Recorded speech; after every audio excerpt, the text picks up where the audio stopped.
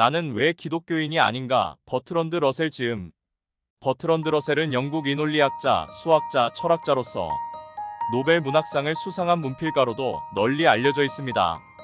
우리 주변에 기생하는 수많은 사이비 종교와 성직자들이 어찌해서 정통 기독교와 닮아 있는지 궁금했는데 러셀의 이 책 한 권으로 인해서 모든 궁금증이 해소되었습니다.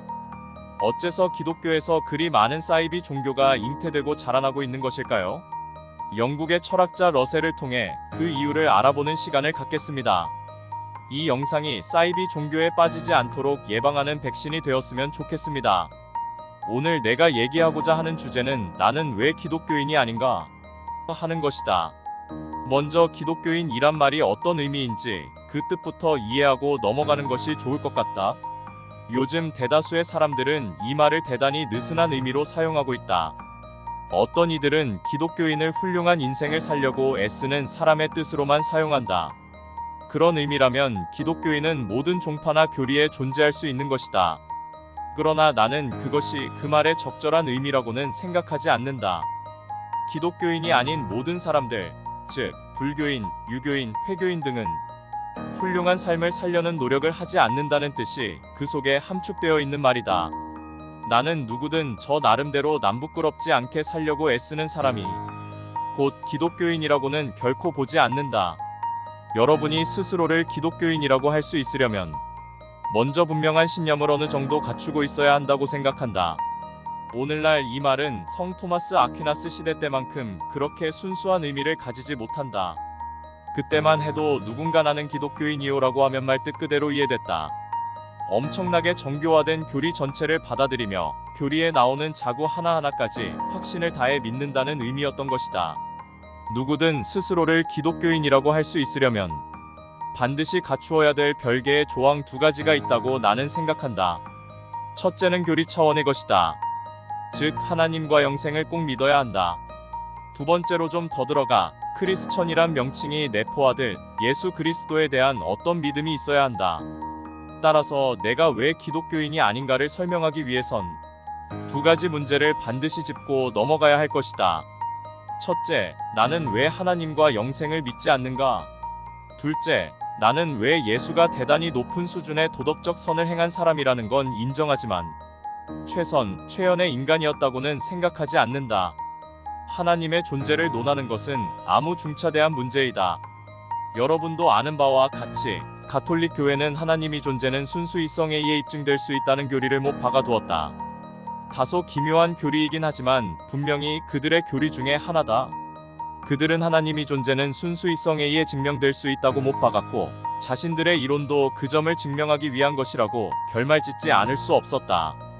그러한 이론은 물론 셀 수도 없이 많지만 여기서는 몇 가지만 다뤄보기로 하겠다. 제1원인론. 아마도 가장 단순하고 이해하기 쉬운 이론은 제1원인론일 것이다.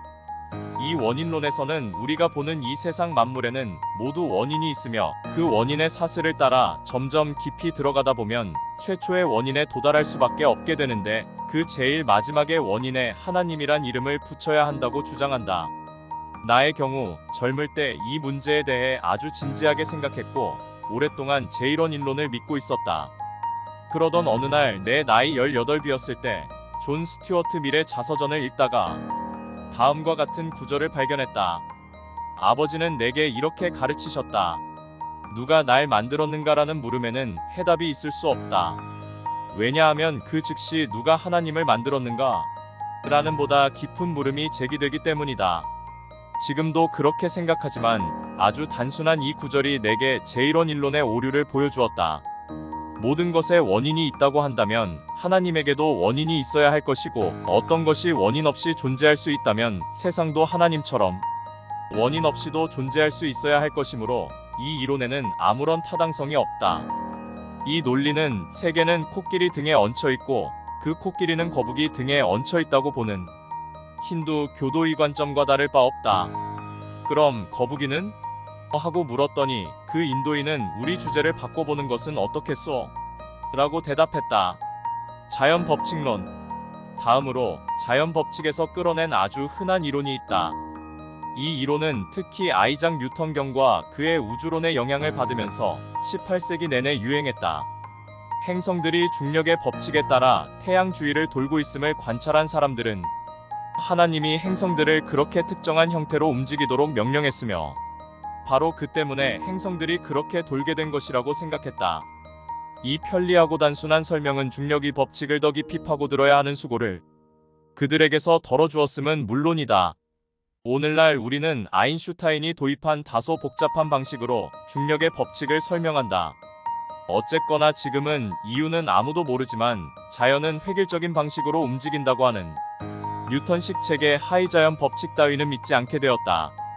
우리는 이제 과거의 자연 법칙이라고 생각했던 많은 것들이 사실은 인간의 인습이란 것을 알게 되었다. 하나님은 왜 그러한 자연 법칙들만 만들고 다른 법칙들은 만들지 않았는가?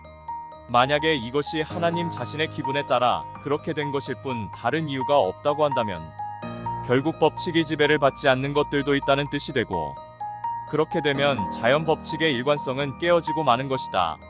만일 상당수 정통 신학자들이 주장하듯 하나님은 모든 법칙을 만듦에 있어서 다른 법칙이 아닌 바로 그것들을 만들게 된 이유가 있었다.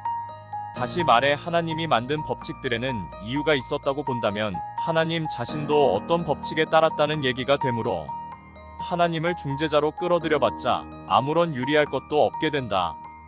결국 법칙은 신성한 칙령 외부에 그리고 그 이전에 존재한다는 얘기가 되므로 하나님은 별 소용이 없게 된다.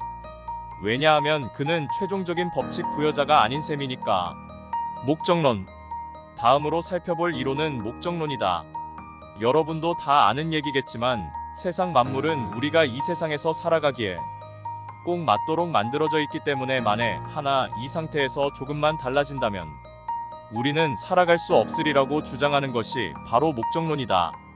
다윈 이후로 우리는 생물이 각자의 주위 환경에 적합하게 된 이유에 대해 많이 알게 되었다. 그것은 즉 환경이 생물에 맞추어 만들어졌기 때문이 아니라 생물이 환경에 맞추어 변해왔기 때문이며 이것이 바로 적응의 기본 원리이다. 거기에 목적의 증거 따위는 전혀 없다.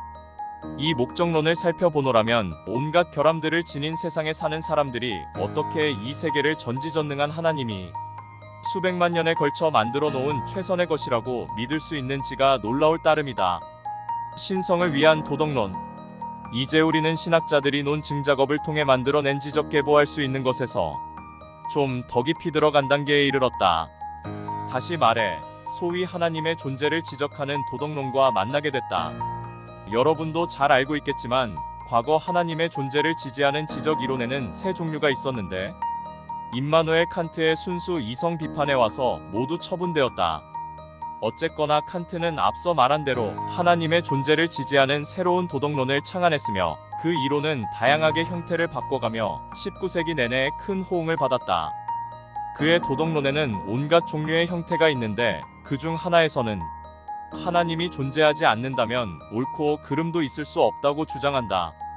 나의 관심사는 옳고 그름의 차이가 있다고 확신하게 되면 곧바로 다음과 같은 의문 상황에 놓이게 된다는 점이다. 그럼 그 차이는 하나님의 명령 때문에 생기는 것인가? 그렇지 않은가? 만일 하나님의 명령에 의해 생기는 거라면 하나님 자신에게는 옳고 그름이 아무 차이가 없다는 얘기가 된다. 따라서 하나님에게는 선이라는 말 자체가 벌써 아무 뜻 없는 말이 되고 만다. 만일 여러분들이 신학자들처럼 하나님은 선하다고 말하려면 옳고 그름은 하나님의 명령과는 무관하게 어떤 의미를 지닌다고 말하지 않으면 안 된다. 왜냐하면 하나님 자신이 옳고 그름을 만들었다는 자명한 사실과는 상관없이 하나님의 명령은 선이며 악이 아니기 때문이다. 그러므로 여러분이 그렇게 말할 수 있기 위해선 옳고 그름은 오직 하나님에 의해서만 생겨난 것이 아니라 그 본질에 있어 논리적으로 하나님에 앞서 존재한다고 말할 수 있어야 한다. 불의 치유론.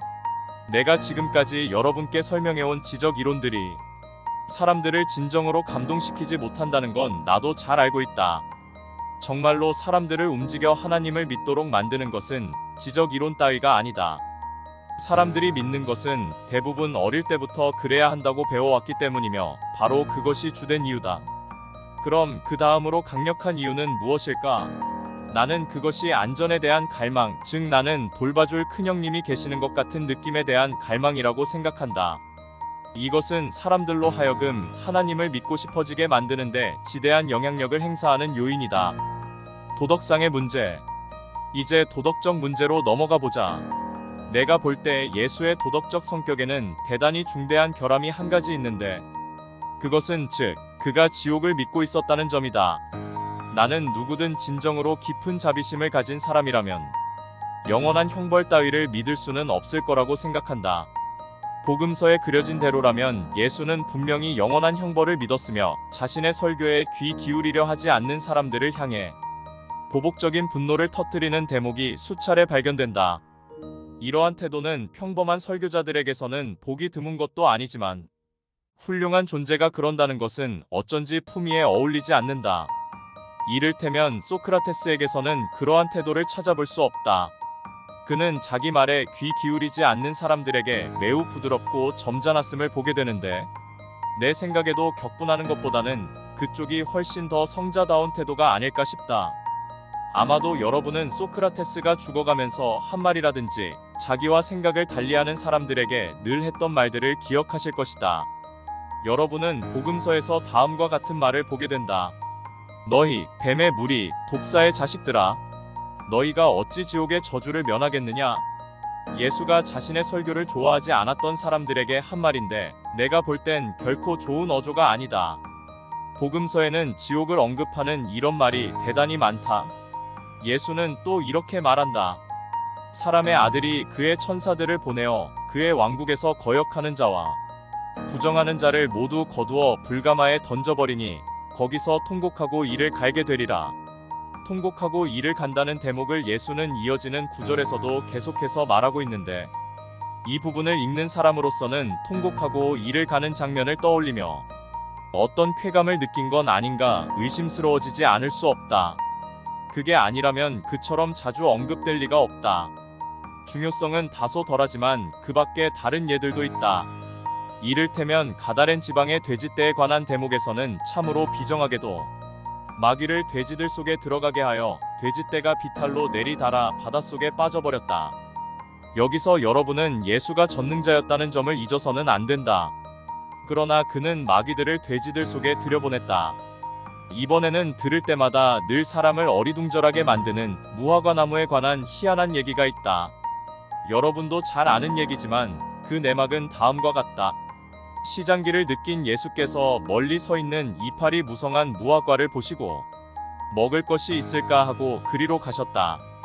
무화과수에 가니 아직 열매 맺을 때가 되지 않아 잎사귀 외엔 아무것도 없음을 아시게 되었다. 그때 예수께서 대답하시고 나무에 이르기를, 지금부터 영원히 아무도 내 열매를 먹지 못하리라 하시니, 베드로가 예수께 말씀드리기를, 주여, 주께서 저주하신 저 무화과수를 보소서, 시들어 버렸나이다라고 하였다. 참으로 이상한 이야기가 아닐 수 없다. 무화과가 열릴 철도 아닌데 나무를 탓하다니 말이다. 나로서는 예수가 지혜로 보나 도덕성으로 보나 역사에 남은 다른 사람들만 한 높은 위치에 있다고 도저히 볼 수 없다. 그런 점들에 있어서는 석가나 소크라테스를 예수 위에 놓아야 한다고 생각한다. 감정적 요소.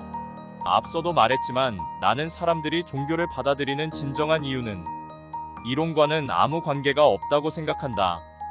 사람들은 정서적 이유 때문에 종교를 받아들이고 있다. 종교는 사람들을 더 있게 만들어주기 때문에 종교를 공격하는 것은 아주 나쁜 짓이라는 말을 우리는 종종 듣는다. 바로 이 점이다.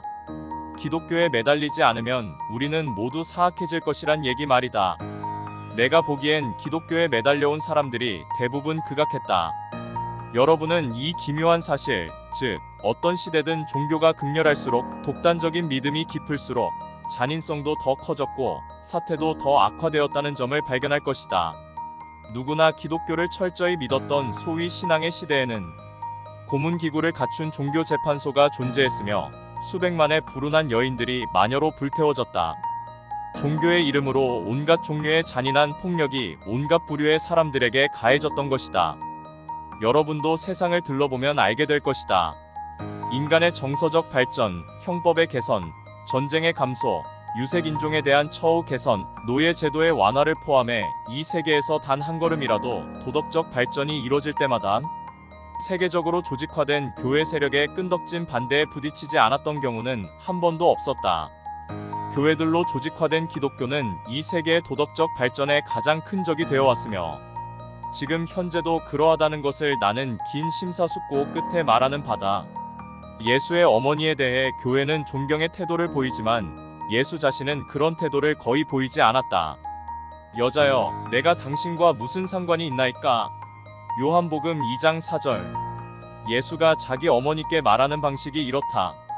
또한 예수는 내가 온 것은 아들이 그 아비와 딸이 그 어미와 며느리가 시어머니와 불편하게 하려 함이니 아비 나오미를 나보다 더 사랑하는 자는 내 사람이 될 자격이 없다라고 말한다. 이 모든 것은 교리를 위해 생물학적 가족관계를 끊으라는 의미이다.